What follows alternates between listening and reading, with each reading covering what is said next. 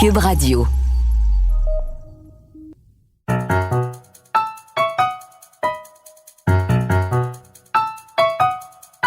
Ici Mathieu Bock-Côté et bienvenue aux Idées mènent le monde.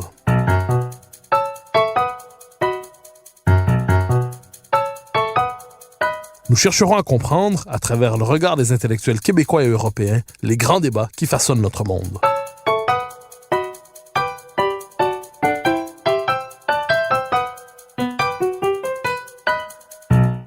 Nos sociétés se sont engagées depuis quelques semaines dans l'expérience étrange et inédite du grand confinement. Tous ont compris pourquoi. Il s'agissait de se mobiliser pour éviter une pression exagérée sur les systèmes de santé, sans quoi ils risquaient d'imploser. Mais quoi qu'on en pense, le confinement pose la question des libertés publiques. On parle notamment, en ce moment, du traçage numérique des citoyens grâce aux nouveaux systèmes technologiques pour assurer la prochaine phase, celle du déconfinement, un déconfinement en règle, correctement encadré.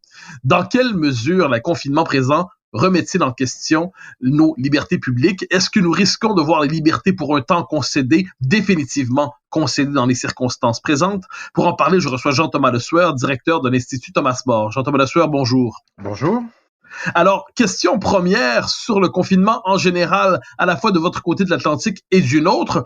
On s'est demandé plusieurs, est-ce que ce grand confinement est un signe, le ralliement des citoyens à tout cela, est-ce que c'est un signe, selon vous, de civisme ou de docilité? Est-ce qu'on doit voir dans le ralliement des citoyens à tout cela une marque exemplaire de civisme ou une marque inquiétante de docilité? Alors, pour ma part, en matière de liberté, je me méfie toujours plus des gouvernants que des gouvernés. Donc, pour répondre à votre question, je crois que du côté des populations, c'est plus la peur qui a motivé cette discipline. On sait avec les livres de Jean Delumeau ou du grand penseur italien Guglielmo Ferrero dans son livre Pouvoir que la peur est un puissant moteur de l'histoire et de l'histoire politique en particulier. Donc je crois volontiers que du côté des populations, c'est pas une docilité, c'est une crainte. Alors peut-être exagérée aux yeux de certains, mais du fait de la communication qu'ont eu certains gouvernements, je pense notamment au gouvernement français, qui a été très effrayant et très inquiétant les premières semaines, assez logiquement, les gens se sont pliés à l'exercice.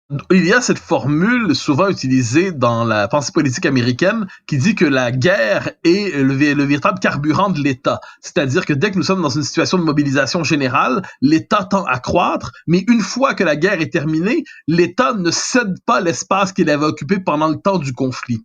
On a parlé à propos de ce confinement, de cette lutte contre le COVID-19, on en a parlé à la manière d'une guerre. Est-ce qu'on doit craindre que les libertés publiques sacrifiées au cours des dernières semaines le soient définitivement d'une manière ou de l'autre? Alors là, oui, et c'est là où les inquiétudes, à mon avis, sont légitimes et peuvent être grandes. Nous avons un exemple français qui est hélas très très parlant. Après les attentats de novembre 2015, l'exécutif de l'époque, le président de la République de l'époque, François Hollande, avait décrété ce qu'on appelle l'état d'urgence, qui est autorisé par la Constitution.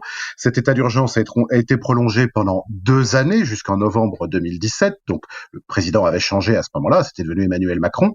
Mais ce qui est intéressant, c'est que quand il a été mis fin à cet état d'urgence, l'essentiel des dispositions juridiques de cet état d'urgence avait été incluses dans le code de sécurité publique, qui est le code du droit commun, si vous voulez. Cela veut dire que des dispositions exceptionnels d'état d'urgence ont fini par passer dans le droit commun. Donc ça, c'est c'est un fait avéré, c'est pas un fantasme. Et puis, cet épisode nous conduit à devoir nous inquiéter, selon moi, très très vivement, notamment de la question du traçage numérique, parce que rien ne nous indique qu'une fois passée cette crise du coronavirus, eh bien le traçage des citoyens cessera et que tous les beaux instruments technologiques qui ont été mis en place pour le rendre possible retourneront dans les cartons. Alors, vous évoquez la question du traçage numérique. Nous aurons l'occasion d'y revenir dans quelques instants, mais je pose une autre question néanmoins sur la situation française en particulier. On aime présenter les Français comme un peuple rebelle, monarchiste certes, mais rebelle à l'autorité. Un peuple qui est composé de millions de petits anarchistes, disons ça ainsi. Or, dans les circonstances, est-ce que cette réputation, on pourrait dire, n'est peut-être pas déphasée ou peut-être surfaite, C'est-à-dire, est-ce que finalement, dans cette espèce de vieil instinct, cette défense orgueilleuse des libertés des uns et des autres, est-ce que ce réflexe naturellement ne s'est pas effacé ou n'a pas fondu devant ce que vous avez appelé la peur, justement?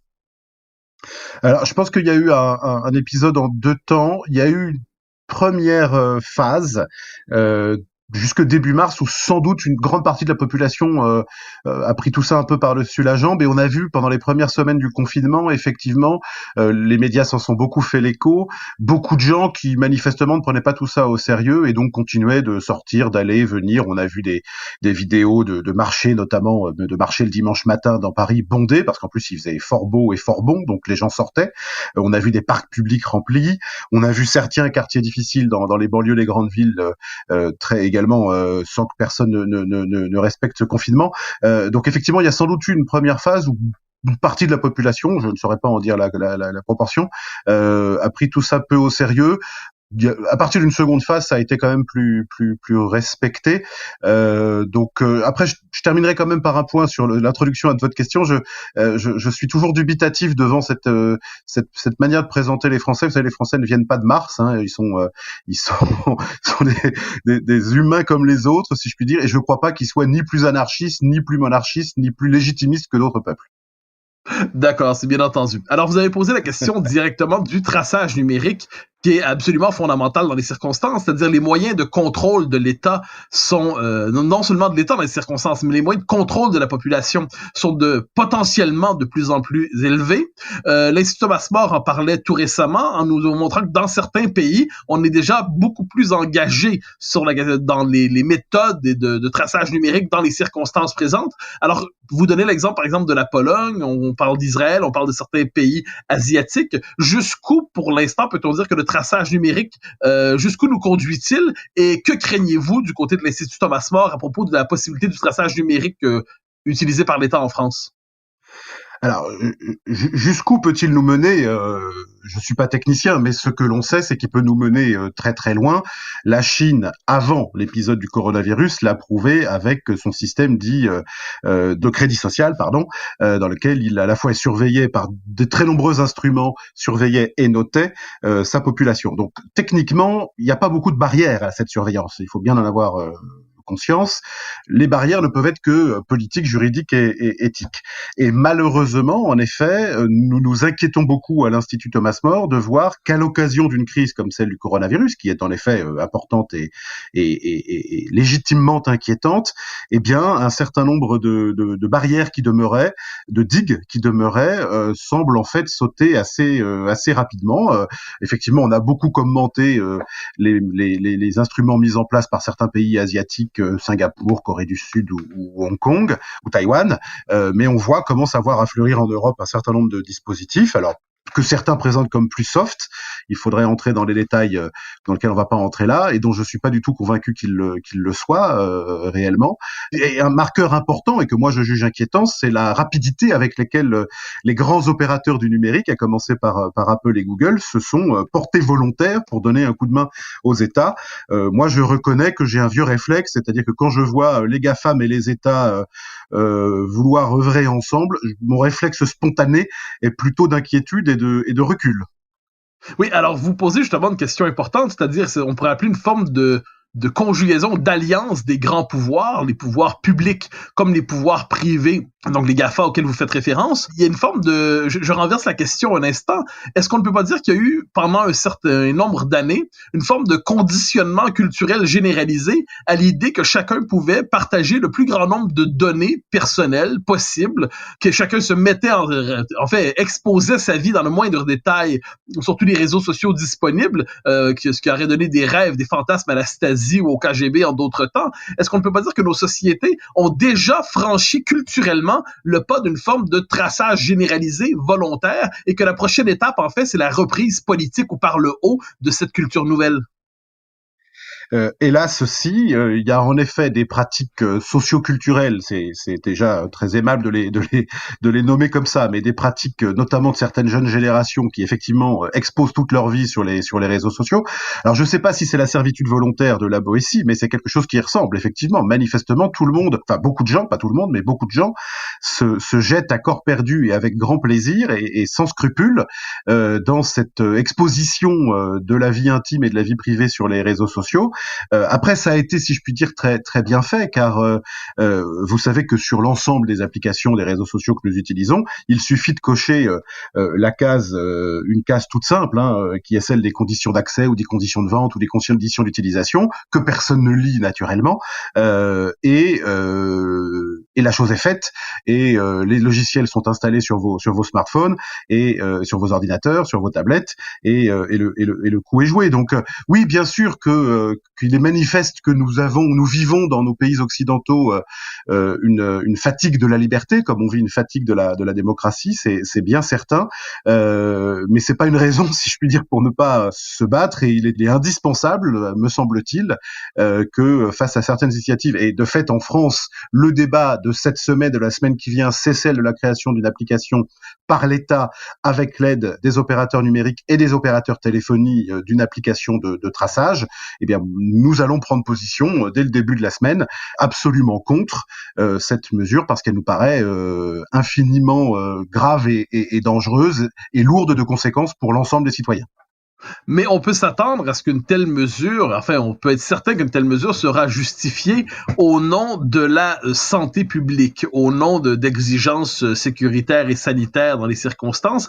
Dans quelle mesure les citoyens aujourd'hui peuvent-ils entendre un argument sous le signe de la défense des libertés publiques, alors que s'impose donc une crise sanitaire, alors que ça pose la question de la santé publique, au nom de laquelle il est possible aujourd'hui justement de généraliser l'état d'exception, presque de l'institutionnaliser? Dans quelle mesure, autrement dit, peut-on s'opposer aux exigences sanitaires, aux exigences de la santé publique, si on dit qu'elles relèvent de l'urgence absolue pour contenir la crise encore quelques semaines? Alors, il ne s'agit pas de s'y opposer, mais il s'agit, alors effectivement, on va faire appel à l'intelligence des citoyens, mais il s'agit de leur montrer que soit ces solutions sont inefficaces, et je vais y revenir, soit que d'autres solutions étaient possibles. Nous sommes en train de travailler à l'Institut Thomas More sur un autre aspect, mais qui va éclairer celui-ci. Nous avons fait la recension de l'ensemble des lois sécuritaires votées en France depuis 20 ans. Donc 2000-2020. On en est à presque 60. Croyez-vous que la sécurité publique soit mieux assurée aujourd'hui en 2020 qu'en l'an 2000 en France? Évidemment non. Donc il y a clairement une question à poser sur l'efficacité des textes votés. Alors, on pourrait développer ça si vous voulez, c'est une affaire de police judiciaire et de droit pénal, mais très clairement, ce n'est pas parce que vous prenez des dispositions, et notamment vous votez des textes de loi qualifiés de sécuritaires, et qui sont souvent attentatoires aux libertés des bonnes gens, des petites gens, des gens qui ne posent pas de problème, que vous réglez le réel problème de la délinquance et de l'insécurité dans nos pays. Ça, c'est le premier point. Et puis, sur le coronavirus lui-même, il est des pays qui n'ont pas fait le choix du confinement généralisé. Nous avons en France un grand voisin qui s'appelle l'Allemagne.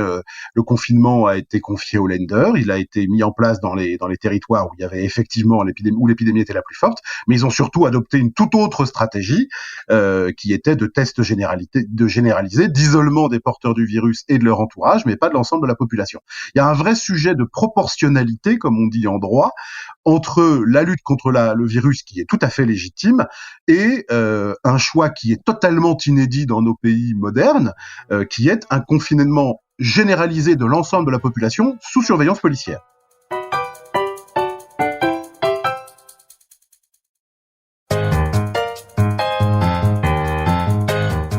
Alors, je vous relance juste sur ce point parce qu'il me semble d'une importance majeure. Vous avez utilisé tantôt la formule de digue. Vous avez dit ce sont certaines digues qui empêchent pour l'instant le traçage généralisé des citoyens, donc des digues éthiques, culturelles, morales, politiques. Bon, mais j'utilise la notion de digue ici pour vous parler justement d'une expérience tout à fait inédite à propos du confinement généralisé, de l'acceptation de la population. Vous avez parlé de la peur, mais la peur, on l'a ressentie à différents moments dans l'histoire. Donc, quelle digue symbolique, politique, culturelle a cédé pour qu'il soit désormais imaginable justement de pratiquer, non seulement de d'appliquer ce grand confinement, de le généraliser et de vouloir presque le rendre durable à travers des modalités nouvelles, peut-être moins coercitives au jour le jour, mais qui assuraient un encadrement numérique assez inquiétant de la population. Quelle digue politique et culturelle a cédé pour que tout cela soit désormais imaginable alors qu'il y a quelques mois, quelques années, on se serait révolté contre cette idée? Ouais. Je vous dirais que c'est une digue culturelle qui avait créé un ordre politique et juridique. Et pour y répondre d'une formule, c'est ce que Albert Camus appelait le souci de la liberté. C'est ça qui est en train de rompre. C'est-à-dire que la liberté, et on pourrait disserter longuement là-dessus, mais la liberté, c'est pas la multiplication sans fin de mes droits individuels. Ce qui est en train de devenir, ce qui est en train d'aujourd'hui de prendre la place de la belle idée de liberté, c'est la revendication des droits individuels. Mais la liberté, c'est un souci, c'est une exigence, c'est un poids, c'est une responsabilité. Donc c'est une éthique, c'est une morale, ce que vous avez dit tout à l'heure. Et c'est ça qui est en train de rompre et d'être remplacé, encore une fois, par l'idéologie des droits que chacun aujourd'hui connaît à peu près dans nos pays occidentaux.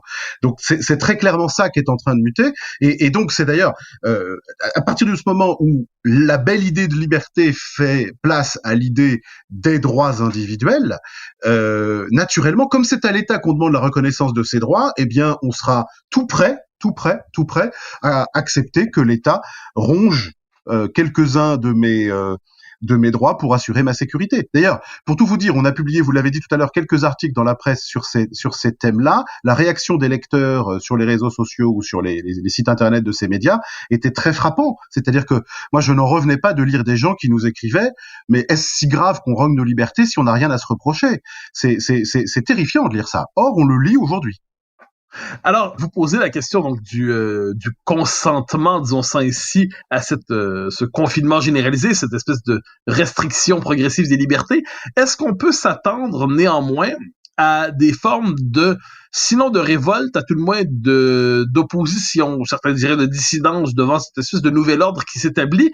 On l'a vu de manière caricaturale, quelque peu peut-être même effrayante dans certains États américains, au Michigan notamment, on en a beaucoup parlé, où on a vu des manifestations de citoyens contre le confinement, avec les scènes avaient quelquefois l'air de sortir de films de zombies, où ils étaient des milliers à hurler, à klaxonner, armés pour exiger la fin du confinement. Donc ça, ce qu'on pourrait appeler l'expression brutale d'une telle révolte. Mais est-ce qu'on peut s'attendre à une opposition, on pourrait dire intellectuellement articulée, politiquement soutenue, à cet élan que certains jugent liberticide, ou est-ce que ça va prendre un temps avant qu'on puisse assister d'une manière ou de l'autre à une remise en question de ce nouvel ordre sanitaire qui s'établit pour des raisons fort compréhensibles, mais qui s'établit peut-être de manière quelque peu inquiétante?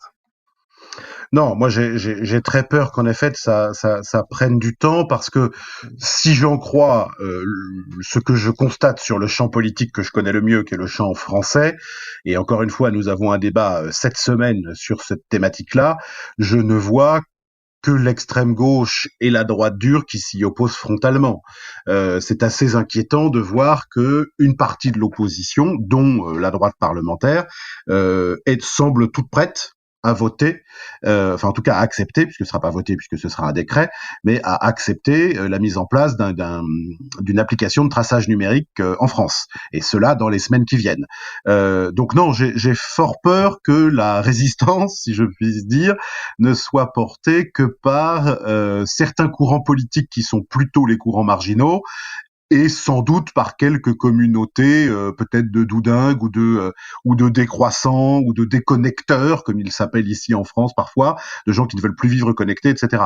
Je pense que quelques minorités vont s'en émouvoir et porter le combat, mais hélas pas la majorité.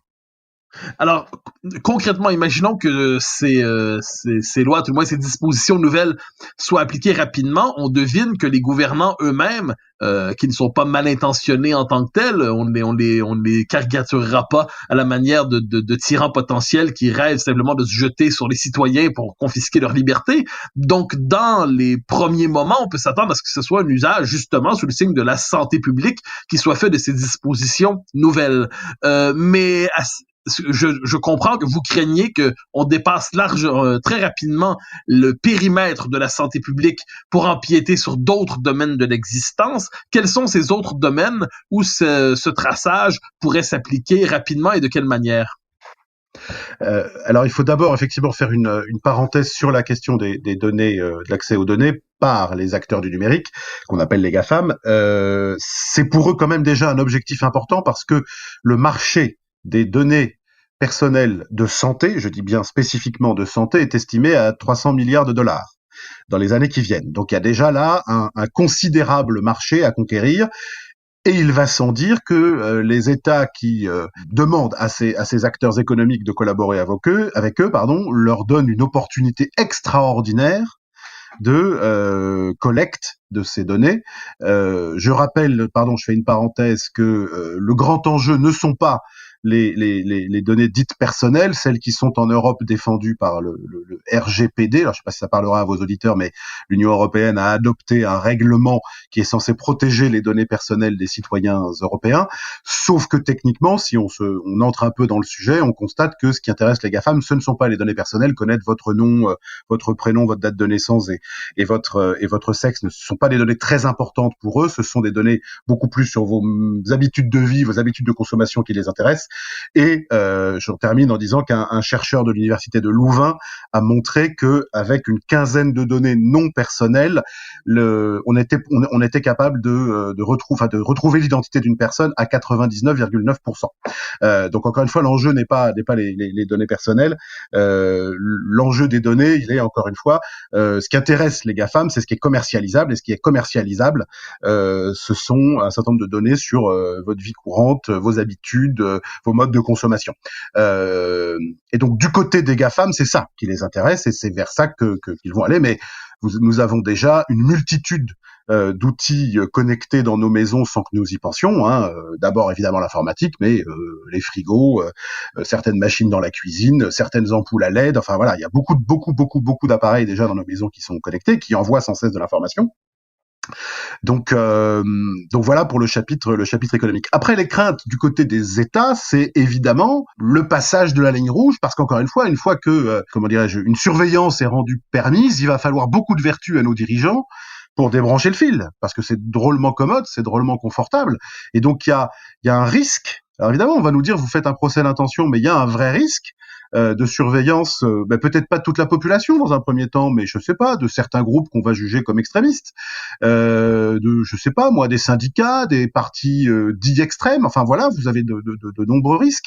Et donc, comme toujours dans ces cas-là, puisque la tentation est grande, et parce que l'homme est un homme, je pense qu'il ne faut tout simplement pas créer les conditions de rendre cela possible. Ce sera trop risqué pour nous autres et trop tentant pour les gouvernants. Je précise, parce que je vois très bien votre réponse, mais je me permets néanmoins de préciser, de vous relancer sur une question en particulier. Il y a deux craintes aujourd'hui par rapport à ce qu'on peut appeler entre guillemets la figure de la tyrannie. Il y a ceux qui craignent de manière assez classique la tyrannie de l'État, c'est-à-dire un État qui devient de plus en plus liberticide, qui prétend de plus en plus encadrer tous les domaines de l'existence jusqu'à étouffer les libertés. Et de l'autre côté, la tyrannie invisible est difficile à nommer quelquefois des GAFA auxquels vous faites référence, difficile à nommer, sur lesquels on a moins d'emprise parce qu'il n'y a pas de contrôle démocratique, même minimal sur ça. Est-ce de votre côté, est-ce que vous craignez davantage cette tyrannie nouvelle des GAFAM, des grandes puissances technologiques, ou redoutez-vous en dernière instance davantage cette figure classique, sinon de la tyrannie, à tout le moins de la tentation liberticide de l'État?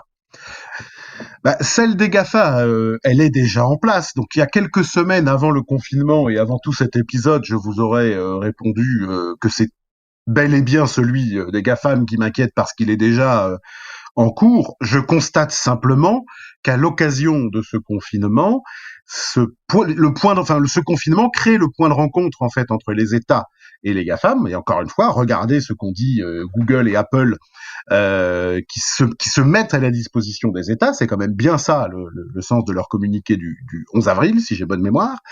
Et donc ce point de rencontre est abyssal, quoi, et donne le vertige. Donc évidemment que nous avons en Occident, nous ne sommes pas la Chine, allez, disons-le rapidement et brutalement, nous ne sommes pas la Chine. Mais force est de constater que à travers un épisode exceptionnel et de forte intensité comme celui que nous vivons, eh bien, ces fameuses digues dont nous parlions tombent manifestement assez facilement. Or, le problème, c'est que des urgences, des catastrophes Je vais pas dire qu'il y en aura toujours, et je ne le souhaite pas, mais il y en aura d'autres. On connaît le risque terroriste et qui n'est pas éteint et qui redeviendra réalité dans quelque temps. Que fait-on dans nos pays si nous avons un attentat très important tous les 3 mois, tous les 6 mois? Ce type d'instrument pourra être jugé très utile. Mais encore une fois, le prix à payer pour les éventuels services qu'il peut rendre m'apparaît infiniment trop grand. En d'autres mots, si je vous comprends bien, autant de manière circonstancielle, on peut justifier une restriction relative des libertés, c'est la figure de l'état d'exception, autant ce que vous craignez en fait, c'est que puisque par définition l'existence politique ou collective est marquée sinon par le tragique, à tout le moins par des événements qui justifient une action publique vigoureuse, eh bien c'est l'institutionnalisation, la normalisation, la banalisation de l'état d'exception à tous les domaines de l'existence. Mais bien sûr, mettez-vous un instant dans la peau d'un ministre.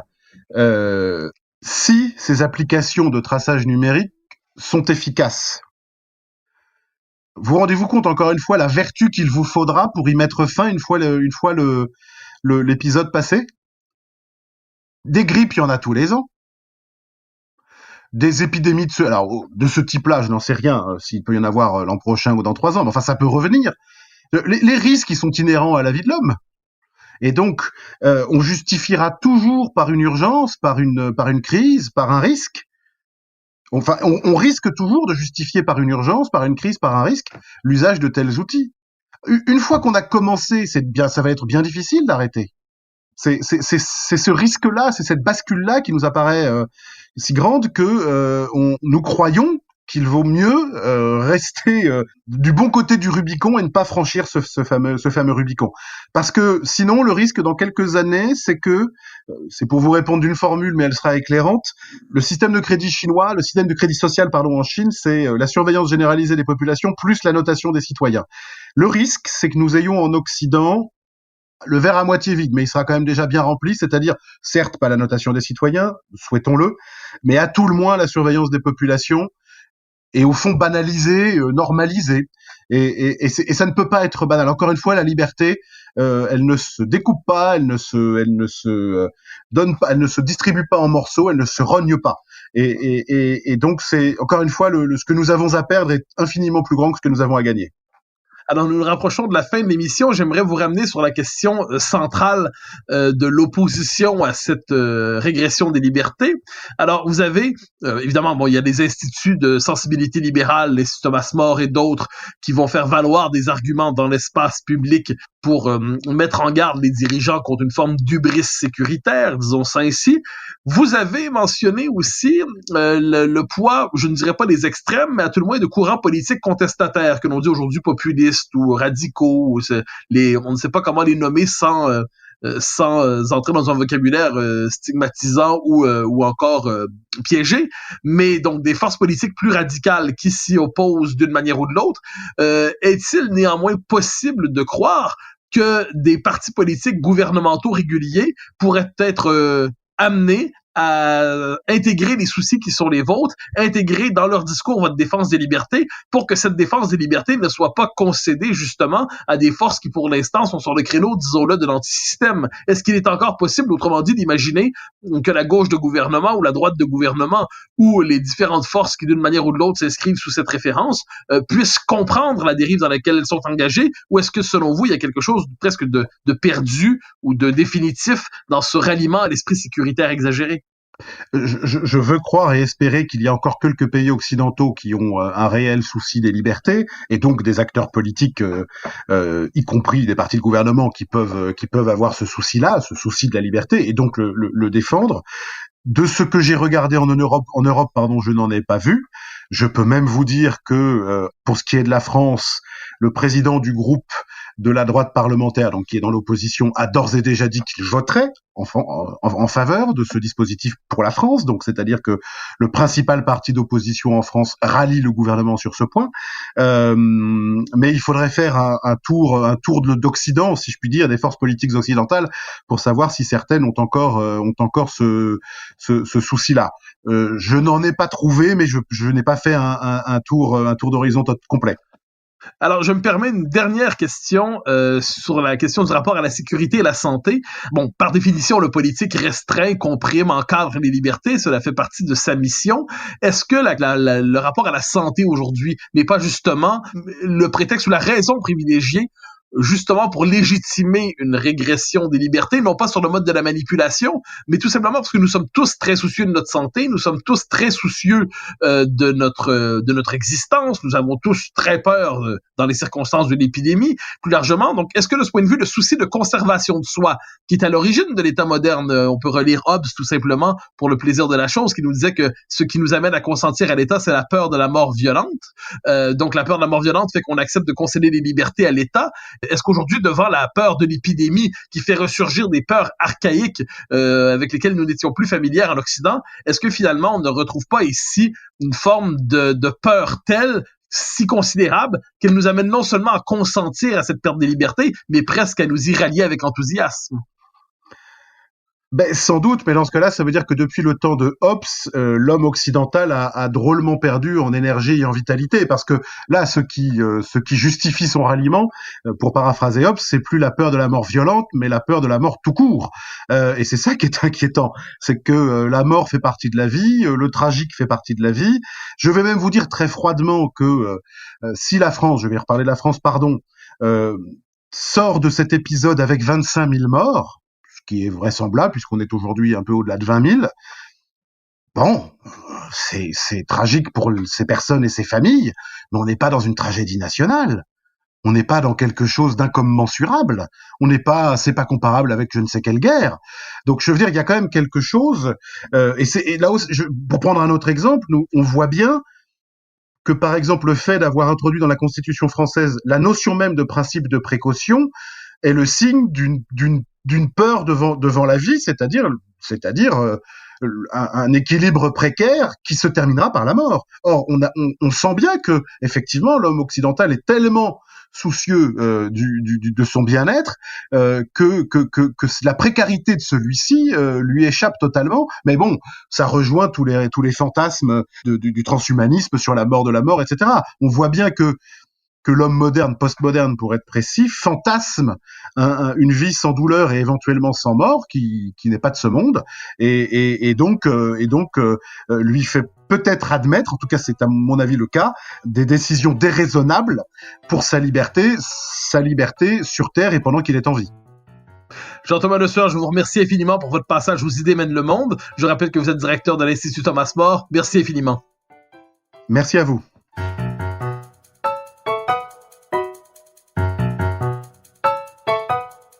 Chers auditeurs des Idées mènent le monde, vous pouvez faire connaître le balado sur vos réseaux sociaux en partageant les épisodes que vous aimez. Cela nous donne à chaque fois un fier coup de main pour faire découvrir le balado. Ainsi, si vous écoutez sur une autre plateforme que Cube Radio, laissez-nous un commentaire. C'est encore une fois un geste qui nous permet de faire connaître la série au plus grand nombre. Merci à vous d'être à l'écoute. Vous pouvez me suivre sur Twitter et sur Facebook. Vous pouvez également lire mes chroniques chaque mardi, mercredi, jeudi et samedi dans le Journal de Montréal. Et chaque semaine, vous pouvez me suivre à la Joute à TVA. Animation et recherche, Mathieu Bock-Côté. Réalisation, Anne-Sophie Carpentier. Une production Cube Radio.